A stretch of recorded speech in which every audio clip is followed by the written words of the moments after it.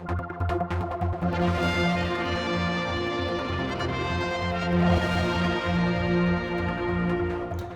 hello. It's not my usual studio today, as I'm currently on holiday, but I've had to break away from that for a few minutes to give an update on what's been playing out over the last few weeks in Tynwald, and with the civil servants again not dealing with my outstanding requests for information that I'm entitled to, and why I feel now I have to release some new information and put it into the public domain. This past week has seen explosive claims from the British Medical Association and Dr. Ranson about the Isle of Man COVID review, a counter-narrative by Kate Brenner, KC, and assurances that the COVID review is wholly free from political and official interference. That's from the Chief Minister. So these simply paint two diametrically opposite truths about the integrity of the COVID review. So it seems surely that one of them can't be true. As someone who first followed the story and then was traumatically sucked into it, I now have to answer some of the outstanding issues which I have been reluctant to put into the public domain, but feel I now have to, following the BMA extensive reference to me for my mistreatment, and also because our Chief Minister Alf Cannan totally ignored the reference to me in his robust public response. So this is my mix of reporting on events, and it is an opinion piece as well. The Manx public realise that the handling of COVID was far from perfect. I think everyone accepts that. But those who lost loved ones in distressing circumstances, suffered from the lasting health effects of COVID, were traumatised as key workers and Abbotswood staff. And I think they all deserve the truth to come out and with accountability. Sadly, yet again, these are not necessarily objectives the Manx government seems to want to share with the public. So, I really don't want to do this. I'm publishing my file of correspondence so the Manx public can read for themselves and make up their own minds on whether the government has deleted key COVID documents and Kate Brenner's COVID review if it lacks integrity.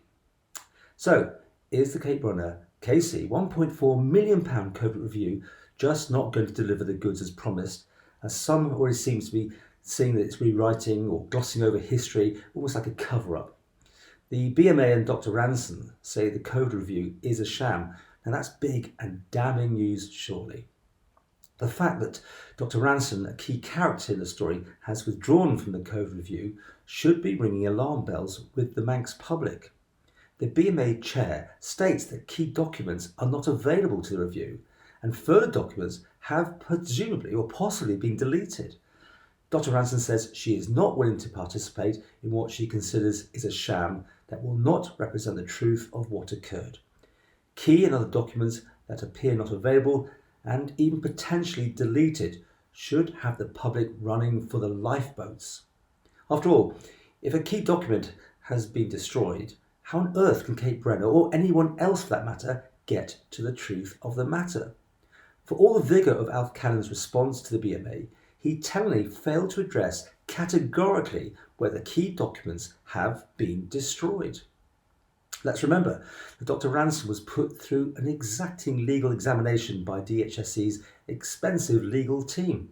She emerged from that tribunal not only with her unblemished reputation restored, but with aggravated and punitive damages awarded against DHSC, plus the rarity of indemnity legal costs for DHSC's collective appalling behaviours. DHSC and the Attorney General's Chamber's disclosure shenanigans during the Ranson case demonstrated that government continually and willfully cheated on its legal duty to disclose.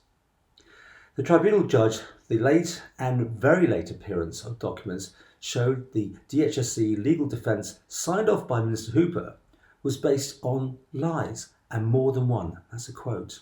Remember, the concocted documents were never exonerated by the tribunal, despite taxpayers paying £68,000 for the expert report, which has never fully explained the seriousness of what went on, as they didn't interview all the people concerned, leading to what some have said was a whitewash or PR stunt at best. Then DHSC, DHA and the Cabinet Office fought tooth and nail from May to August this year to evade their legal duty to answer my FOIs. These FOIs built on the evidence before the tribunal regarding the unexplained replacement of Dr. Ranson's urgent warning of COVID between the 13th and 16th of March 2020 with the concocted toned-down version. When the FOIs were eventually answered, we learned that Dr. Ranson's warning presentation of impeding medical emergency for Comyn had been simplified with vital information removed by the gatekeepers, who gave many the impression that they seemed to know better. The DHSA CEO, Dan Davis, emailed to other gatekeeper CEOs that weekend about Dr. Ranson's presentation and said, quote, "We will try and keep it at a high level so that they, Comyn, don't get into the weeds. And I think there's way too much detail here for Comyn. They will go down a rabbit hole." Despite that exhausting fight over FOIs, which I was threatened with defamation litigation by the gatekeepers with the endorsement of the Chief Minister, who promised them his full support, the oppressive behaviour has continued. Yes, even now. My FOI query dated the 8th of August on whether DHSC has deleted key emails of Catherine Magson and Minister Ashford remain unanswered. Clearly, the idea of passing on information has still not been learnt. The DHSC refuses to answer whether it has destroyed evidence or lied on its previous FOI answer, despite acknowledging it had a legal duty to reply by the 6th of September. So after all we have been through, we still find that information that I'm legally entitled to is being kept back. So I'm left now with no alternative but to put the following into the public domain, as I can't see this being resolved, and the public need to know what has been going on behind the scenes. Kate Brenner, KC, called me early morning on Sunday the 23rd of July. Kate Brenner told me she was concerned that her COVID review was in danger of collapsing because several witnesses, mostly non-government, were pulling out over recent events surrounding me. She explained it was in the interests of the review if I stopped pursuing the toned-down story and pressing for the FOI answer. Kate Brenner was already fully aware of the slap threat and my robust response to the Callum Wilde acting for Caldrick Randall, Dan Davis and Mark Lewin, who were being funded, don't forget, by the other client with the deep taxpayer money from the DHSC. Shortly after, I discovered this state funding of a private defamation action was personally endorsed by the Chief Minister Alf Cannan. After calling me that Sunday, Kate Brenner produced a draft press release that afternoon for my approval.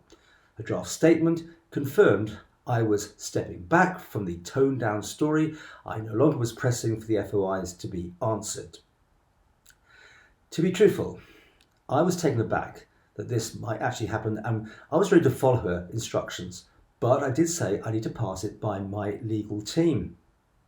My lawyer immediately wrote to Brenner, directly saying, "I think your draft press release is deeply inadvisable because it brings into play the notion that you have done a deal with a journalist and thus interfered with the free press. It could lead to justifiable calls to recruit yourself and could damage your reputation. Please take time to think about it very carefully. There is no rush." Kate Brenner's response to my lawyer shortly after was to persevere with asking a second time for me to approve her draft press release. My lawyer replied to Kate Brenner more bluntly, "My reticence is if Paul completely backs down without commensurate response from the slappers and the Isle of Man government on FOIs, etc., your press release will be characterised as you doing the dirty work for them. You then have to manage to persuade Paul to shut up, and you have gagged the press, irrespective of any laudable reason." Now, after that second explicit warning, Kate Brenner then bypassed my lawyer entirely and wrote directly to me in a third attempt. "I have," she says, "not copied in your legal advisor. That is not a discourtesy. I do not correspond with anyone's lawyers in this process." But obviously she had twice on that Sunday afternoon. She had talked to my lawyer. So anyway, after taking more legal advice from my team, I told Kate Brenner that I still refused to be gagged or to stop pursuing the FOIs, which had provoked such a vicious legal attack from the Isle of Man government. Kate Brenner has never actually publicly acknowledged that she had made several attempts to gag or to shut me up. So I get why Dr. Ranson has concluded that Kate Brenner's COVID review possibly might be a sham and has refused to lend it legitimacy through her participation in it. 2 days after Kate Brenner's attempt at stopping the story had failed, Alf Cannan then defamed me in a letter to all MHKs by stating I had defamed the slappers, despite the fact that no court proceedings had ever been issued, let alone any adverse judgment, and also said of the slap, quote, however, it carries with it my support and any future action regarding this particular matter is like to have my sign-off. Now, Alf Cannan robustly refutes the BMA claims about Kate Brenner and says this review, led by Kate Brenner KC, has independence of both action and thought and is able to act with complete freedom, entirely unfeathered from any obligation to the Isle of Man government. Their chairs act free from political and official interference, and the Isle of Man government is committed to cooperating fully with both inquiries. So, were Kate Brenner's repeated and determined attempts to gag me on the 23rd of July just a weird coincidence, a mere happy chance, or was it part of a cover-up scheme coordinated with the Isle of Man government? One of the slappers, of course, is Coldrick Randall, who just happens to be Kate Brenner's government sponsor alongside Jane and Paul Wilson. So, they pay Kate Brenner £1.4 million in fees and act as a primary contact point with government. I told Kate Brenner I was confirming my suspicion of collusion and that I had filed a data subject access request with the Cabinet Office on the 9th of August to exercise my legal right to receive the evidence. Kate Brenner never denied conclusion or replied. I requested Cabinet Office to disclose all emails, messages, notes, etc. for the period 9th of July to the 9th of August involving Alf Cannan, Jane Paul Wilson, Coldrick Randall, with Kate Brenner KC and Richard Wright KC, in which I am mentioned. The data search to include the words Paul Moulton, PM, Moulton and IOM TV. Now, statute requires Cabinet officers to answer and give me the data within 1 month. We've been here before. Nothing happened until I received an acknowledgement on the 9th of September, and yes, that's the date of the deadline. It said, I can confirm that the deadline to provide you with your data on the 11th of September. However, it is likely there will be a delay in providing this due, get this, to staff absences. Well, we're now in November and I'm still waiting. If there is nothing to hide and there is generally no communication amongst government and Kate Brenner about me, then the natural and honest course of action would be for the Cabinet Office to comply with its statutory duty to answer the DSAR. After all, this DSAR just involves a simple keyword search on 3 computers and 3 phones, which are all current and in the custody of the Cabinet Office. It is for these reasons I can see now that the BMA and Dr. Ransom coming to the conclusions that they have and having no confidence in the Kate Brenner KC COVID review and calling now for a UK-led commission of inquiry into the Isle of Man. Just this week, we are witnessing, of course, some excruciating evidence coming out in the UK COVID public inquiry, and uncomfortable and distressing truths are being laid bare over there. In contrast, the Manx public are left with Kate Brenner's, some might say, secretive COVID review with no compulsory evidence gathering powers, reliant on what the government has not destroyed and selectively discloses, and demonstrates potential lacking of integrity. The facts are in the documents published today, and I have offered my opinion as a broadcaster who I think has suffered appalling mistreatment for trying to pursue this story. Now, don't take my word for it, because I invite you to read the documents and you can then form your own opinion on whose version of the truth you prefer. The BMA and Dr. Ransom calling out corruption, or Alf Cannan's government assuring us there's nothing here to see in the strongest possible terms.